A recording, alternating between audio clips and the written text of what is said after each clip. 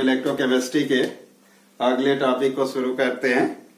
तो हम लोग नए टॉपिक को स्टार्ट करेंगे। वो नया टॉपिक क्या होगा?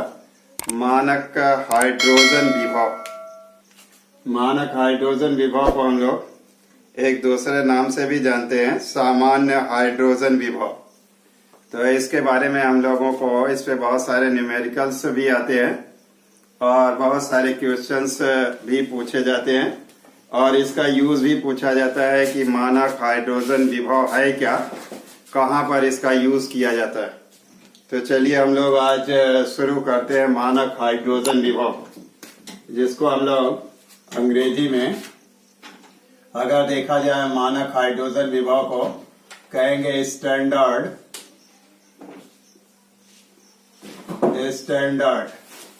हाइड्रोजन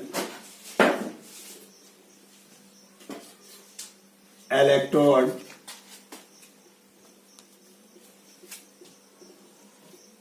या इसी को हम लोग हिंदी में कहते हैं मानक हाइड्रोजन विभव।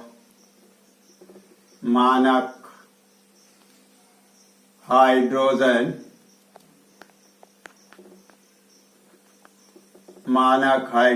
विभव।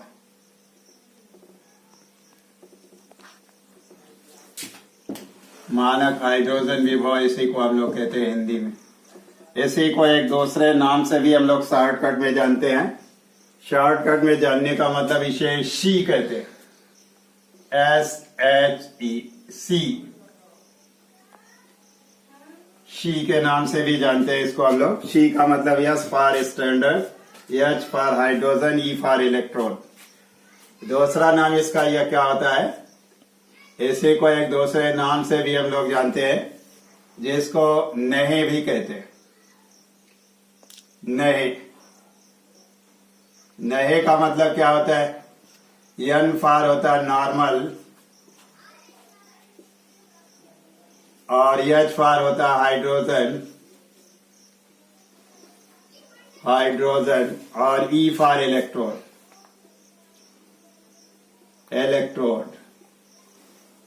इसी को हम लोग अगर हिंदी में देखें तो इसी को हम लोग कहेंगे सामान्य हाइड्रोजन विभव।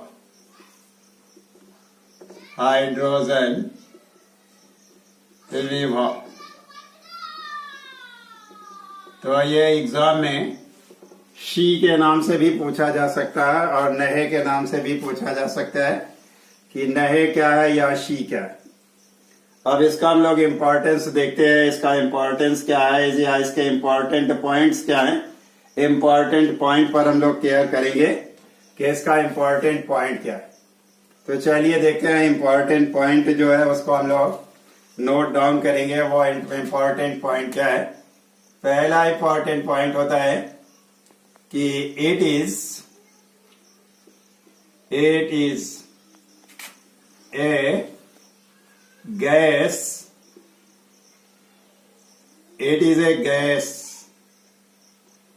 Ion electrode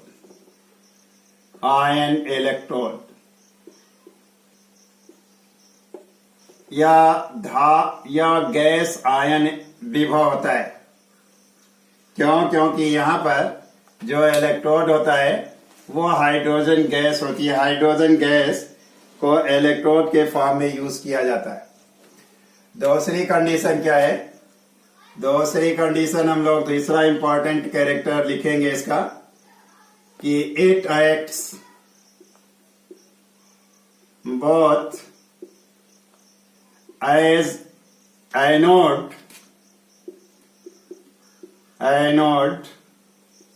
and cathode. इसका मतलब ये हुआ कि यह एनोड और कैथोड की दोनों की तरह यूज किया जा सकता है, दोनों की तरह कार्य करता है। एनोड की तरह भी बिहेव करता है और कैथोड की तरह भी बिहेव करता है। तीसरा इंपॉर्टेंट कैरेक्टर्स देखते हैं इसका क्या होता है। तीसरे इंपॉर्टेंट कैरेक्टर्स में यहाँ तो आपको ये क्लियर हो गया कि it acts as anode and cathode, यानी ये इलेक्ट्रॉन डोनेट भी कर सकता है और इलेक्ट्रॉन रिसीव भी कर सकता है। जब डोनेट करता है तो एनोड की तरह बिहेव करता है, और जब रिसीव करता है तो ये कैथोड की तरह बिहेव करता है। अगला है इट इज यूज्ड या it is reference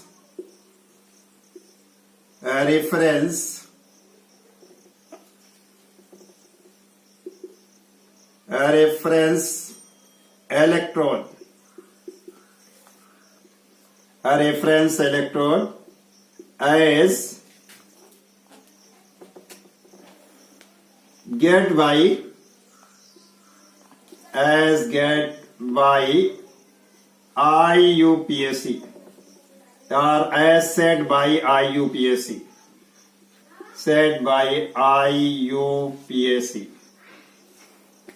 international pure applied chemistry के थ्रू इसको हम लोग रेफरेंस इलेक्ट्रोड की तरह यूज करते हैं। रेफरेंस इलेक्ट्रोड क्या होता है? रेफरेंस इलेक्ट्रोड का मतलब होता है ऐसा इलेक्ट्रोड जिसकी मदद से किसी भी दूसरी धातु मेटल या नॉन मेटल के इलेक्ट्रोड पोटेंशियल को हम लोग डिफाइन करते हैं, यानी ज्ञात करते हैं, निकालते हैं। यानी इसी की मदद से, इस रेफरेंस इलेक्ट्रोड की मदद से हम लोग किसी भी दूसरी धातु के इलेक्ट्रोड पोटेंशियल को निकालते हैं। यानी इलेक्ट्रोड पोटेंशियल को निकालने के लिए भी, किसी भी धातु के इलेक्ट्रोड विभव को निकालने के लिए भी हम लोग इसका यूज एज ए रेफरेंस की तरह यूज करते हैं। चौथी कंडीशन जो होती है क्या है? हम लोग देखते हैं its oxidation, standard oxidation potential and standard reduction potential is assumed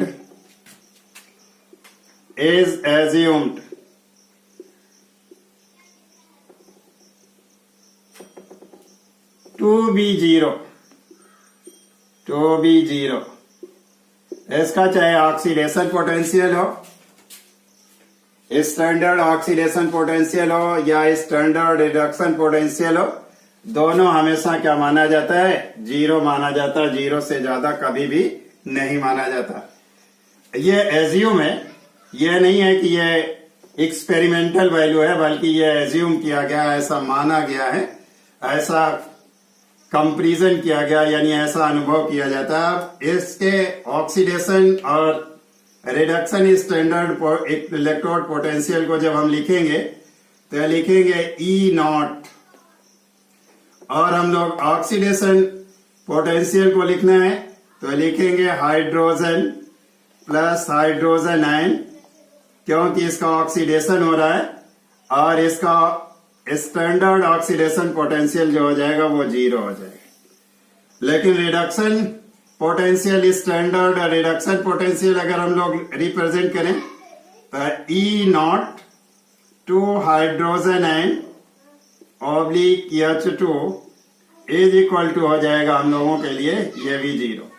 यानी इसका दोनों कंडीशन में ये आपका SOP है, स्टैंडर्ड ऑक्सीडेशन पोटेंशियल, और ये है आपका ROP। SRP का मतलब होता है स्टैंडर्ड रिडक्शन पोटेंशियल। दोनों पोटेंशियल जो होता है ये जीरो हमेशा कंसीडर किया जाता है, जीरो से ज्यादा कंसीडर नहीं किया जाता। अब चलते हैं हम लोग इसका कंस्ट्रक्शन कैसे करेंगे, इसका निर्माण कैसे किया जाता है। कंस्ट्रक्शन के लिए देखिए क्या करते हैं हम लोग। कंस्ट्रक्शन यानी निर्माण, कंस्ट्रक्शन ऐसे को हम लोग कहते हैं निर्माण। इसे बनाते कैसे हैं वो देखना, निर्माण कैसे किया जाता है इसको हम लोगों को देखना। देखते हैं हम लोग यहां पर, पहले एक वेसल लेते हैं और उस वेसल में यहां पर हाइड्रोजन को, प्योर हाइड्रोजन गैस को यूज कर रहे हैं एक इलेक्ट्रोड की तरह। इसलिए यहां पर हम लोग के सोल्यूशन में जो होना चाहिए वो हाइड्रोजन का ही कोई साल्ट होना चाहिए। हाइड्रोजन का साल्ट होगा तभी वो इलेक्ट्रोड की तरह बिहेव करेगा। ये साल्ट कौन होगा? साल्ट का सोल्यूशन कौन सा होगा? ये सोल्यूशन होगा HCl सोल्यूशन। ये सोल्यूशन है HCl का, जिसकी मोलरिटी क्या है? 1 m। 1 m इसकी मोलरिटी हो जाएगी। और यहां पर हम लोग एक ग्लास ट्यूब लगाएंगे। ये हो गई एक glass tube.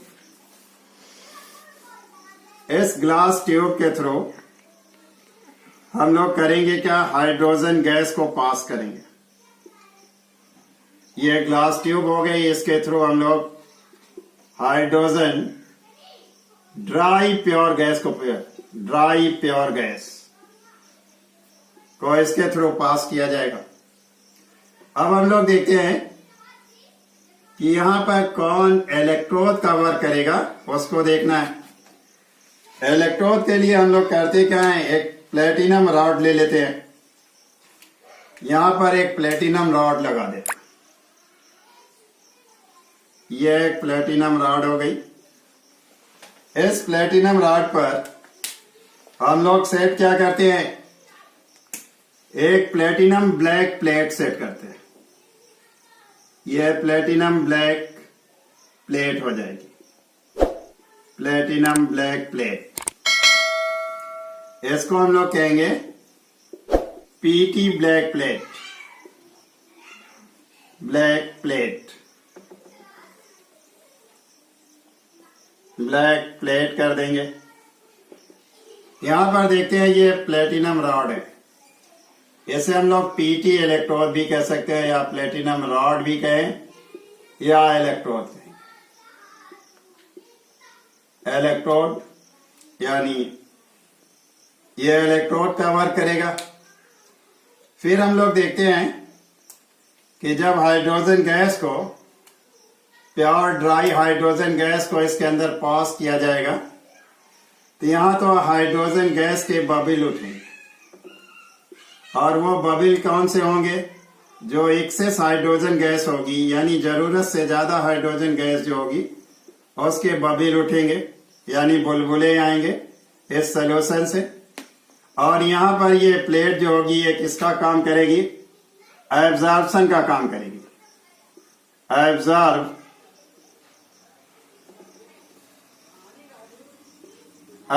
Hydrogen gas, absorb hydrogen gas, ये काम करेगी एब्जॉर्प्शन का, यानी एब्जॉर्प्शन का वर्क करेगी। हाइड्रोजन गैस को एब्जॉर्ब करेगी। जो हाइड्रोजन गैस एब्जॉर्ब होगी ये प्लेट पर तो डिपॉजिट हो जाएगी आउटर सरफेस पर, लेकिन जो इसकी आउटर सरफेस पर एब्जॉर्ब होने से, अवशोषित होने से बचेगी, वो बुलबुले के रूप में बाहर निकल जाएगी। तो ये इसका कंस्ट्रक्शन हुआ कि यहाँ एक वेसल होना चाहिए, उस वेसल के अंदर सोल्यूशन होना चाहिए Cl का, जिसकी मोलरिटी क्या हो? 1 हो, और इसका टेम्परेचर जो 25 डिग्री सेल्सियस हो। 25 डिग्री सेल्सियस का मतलब ये नॉर्मल टेम्परेचर है, नॉर्मल टेम्परेचर पर हो। और इसका प्रेशर जो हो, हाइड्रोजन गैस का प्रेशर क्या होना चाहिए? 1 atm होना चाहिए, 1 atm। ये स्टैंडर्ड कंडीशन के लिए। अब देखेंगे यहाँ क्या होगा कि जब हाइड्रोजन गैस पास की जाएगी तो इस सोल्यूशन में क्या होगा? हाइड्रोजन आयंस भी होंगे और दूसरे क्या होंगे? क्लोराइड आयंस होंगे, हाइड्रोजन और क्लोराइड आयन होंगे। अब देखेंगे कि हाइड्रोजन गैस और हाइड्रोजन आयन के बीच एक इक्विलिब्रियम स्टेब्लिश हो जाएगी, यानी एक साम्य अवस्था स्थापित हो जाएगी। यानी इस तरीके से ऐसी इक्विलिब्रियम कंडीशन स्टेब्लिश हो जाएगी। ये हो जाएगा, यानी 2 इलेक्ट्रॉन ये डिस्चार्ज करेगा तो 2 हाइड्रोजन आयन में कन्वर्ट हो जाएगा। तो यहाँ हाइड्रोजन गैस और किसके किसके बीच होगी ये कंडीशन? हाइड्रोजन आयन के बीच होगी। यहाँ अगर ये इलेक्ट्रॉन डिस्चार्ज करता है तो हाइड्रोजन आयन में कन्वर्ट हो जाएगा, और इलेक्ट्रॉन लेता है तो फिर हाइड्रोजन गैस में कन्वर्ट हो जाएगा। अब ये दोनों की तरह बिहेव करता है, क्योंकि हमने बताया है कि ये एनोड की तरह भी बिहेव करता है हाइड्रोजन, और कैथोड की तरह भी बिहेव करता है। अगर एनोड की तरह बिहेव करे एज ए एनोड, जब एनोड की तरह बिहेव करेगा तो इसका रिप्रेजेंटेशन क्या होगा? इसको रिप्रेजेंट हम लोग कैसे करेंगे? रिप्रेजेंट करने के लिए हम लोग क्या करेंगे? हाइड्रोजन गैस ये कन्वर्ट हो रही हाइड्रोजन आयन में, ये हाइड्रोजन आयन में कन्वर्ट हुई, ये तो रिएक्शन होगा और यहां पर 2 इलेक्ट्रॉन रिमूव हो जाएंगे। लेकिन प्रेजेंटेशन क्या होगा?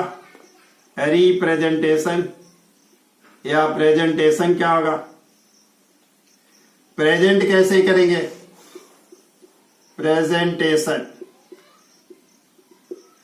प्रेजेंटेशन के लिए हम लोग इसे क्या करेंगे? यहां लिखेंगे पीटी। पीटी क्यों? क्योंकि यह इलेक्ट्रोड की तरह बिहेव कर रही है और हाइड्रोजन गैस को एब्जॉर्ब करने का वर्क कर रही है। यहां लिखेंगे H2 और अंडर ब्रैकेट लिख देंगे गैस। फिर हम लोग क्या करेंगे? ऑब्लिक करके लिख देंगे 2 हाइड्रोजन आयन में। ये रिप्रेजेंटेशन क्या हो गया? ऑक्सीडेशन का रिप्रेजेंटेशन हुआ, रिडक्शन का रिप्रेजेंटेशन नहीं हुआ, यानी जब ये एनोड की तरह बिहेव करता है। लेकिन जब हम लोग बच्चों इसको एज ए कैथोड यूज करेंगे, यानी जब कैथोड यूज करेंगे तब क्या होगा? एज ए कैथोड की तरह यूज करेंगे तो इसका होगा क्या? रिडक्शन प्रोसेस होगी। ये इसको हम लोग कह सकते हैं कि oxidation half reaction, oxidation half reaction इसको कहेंगे, हाफ रिएक्शन। ये ऑक्सीडेशन हाफ रिएक्शन होगा। यहां कैथोड की तरह जब रिप्रेजेंट करेंगे तो क्या होगा? 2 हाइड्रोजन आयन क्या करेंगे? 2 इलेक्ट्रॉन को एब्जॉर्ब करेंगे और एब्जॉर्ब करके कन्वर्ट किस में हो जाएंगे? हाइड्रोजन गैस में। यहां पर देख रहे हैं कि यह हाइड्रोजन आयन है, ये इलेक्ट्रॉन एब्जॉर्ब किया तो ये हाइड्रोजन गैस के फॉर्म में कन्वर्ट हो गया। इसको हम लोग कहेंगे रेडॉक्स हाफ रिएक्शन, RH और रेडॉक्स हाफ रिएक्शन ये हो गया। इसका प्रेजेंटेशन क्या होगा? कैसे हम लोग इसे प्रेजेंट करेंगे? प्रेजेंटेशन,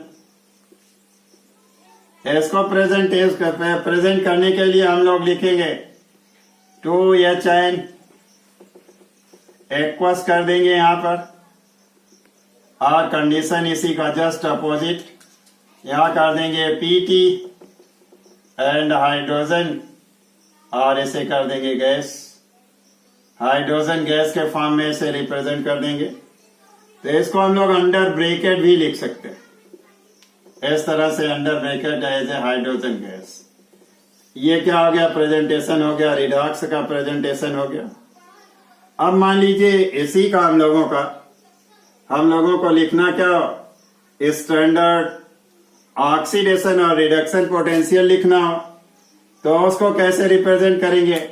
हम लोग यहां लिख देंगे E0 H2 और H+2 2H+ that is equal to 0। ये हो गया क्या? आपका हो गया स्टैंडर्ड ऑक्सीडेशन पोटेंशियल। और दूसरा लिखेंगे E0 2HN और यहां करके 2H2 that is equal to 0। इसको हम लोग कर देंगे रिडक्शन स्टैंडर्ड रिडक्शन पोटेंशियल, यानी S और P से रिप्रेजेंट कर देंगे।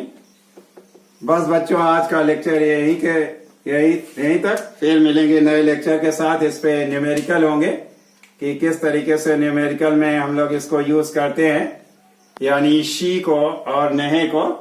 यदि आप लोग इस चैनल के लिए नए हो तो सब्सक्राइब करें और उसके बगल में बने हुए बेल आइकॉन को भी प्रेस करें, शेयर करें, कमेंट करें। Thank you very much.